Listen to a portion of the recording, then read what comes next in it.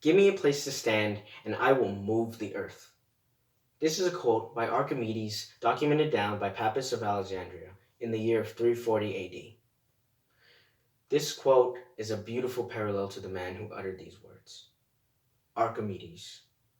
Archimedes stood before Roman armies, destroyed their ships, and defended a city, all with his mind.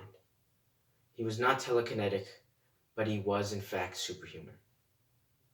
Archimedes was perhaps the greatest mathematician to walk this earth. He created formulas that we have used throughout time, and I guarantee you have used an Archimedes formula without ever realizing it. Allow me to read a quote from the July 1st, 2014 article Archimedes on famousscientist.org. Immersed in the scientific culture of ancient Greece, Archimedes blossomed into one of the finest minds our world has ever known. He was the Einstein of his time, or perhaps we should say, Einstein was the Archimedes of his time. Archimedes' genius was perhaps the greatest of his era, and he became a building block for discovery since. I'm going to tell you about some of his formulas and how he used his mind to create weapons to destroy a Roman fleet. Archimedes created pi. No, not sweet apple pie, but the never-ending number of 3.14. This pie would be sweeter than any apple pie to Archimedes. However, his hunger was insatiable. Archimedes went on to create the formula to calculate the surface area of a circle and its volume.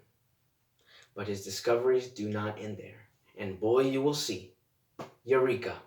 Buoyancy. Archimedes discovered the Archimedes principle when he was taking a bath. He noticed that the weight of his body displaced some water from the tub. Most people would be disappointed they wet the floor, but Archimedes deconstructed exactly what was happening here.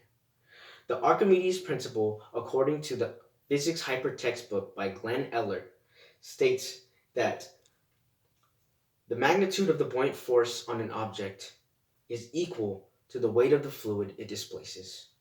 Allow me to demonstrate.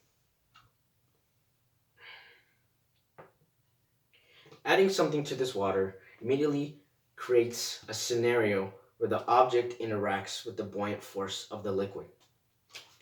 The buoyant force is the volume the object displaces times the acceleration due to gravity times the density of the fluid.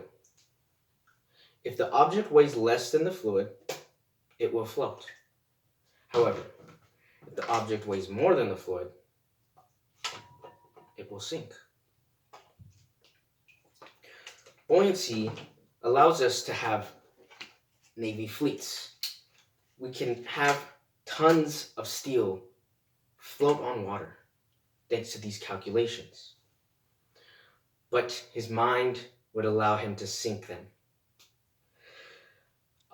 According to the article written by Del Markey, weapons invented by Archimedes, he created catapults, which would hurl rocks weighing over 700 pounds.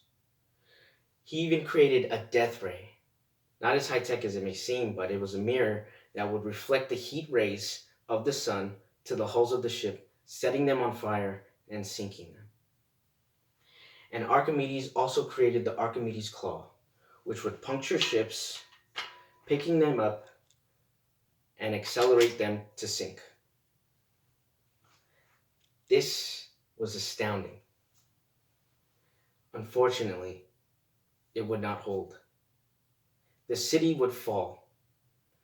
And according to Rupert Matthews' article, The Siege of Syracuse, a large population of the city would die, and the garrison, numbering at 5,000, would completely vanish, including the beautiful mind of Archimedes.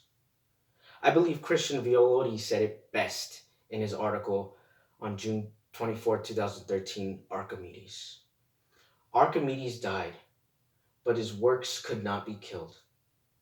And Archimedes' works, after many adventures and translations during the Middle Ages, have survived in accessible form. Archimedes stood as a legend. He created formulas that have helped numerous countries create navy ships and calculate circles. Without Archimedes, the world would be different. Archimedes, in fact, did stand where he was, and he did move the earth with his mind.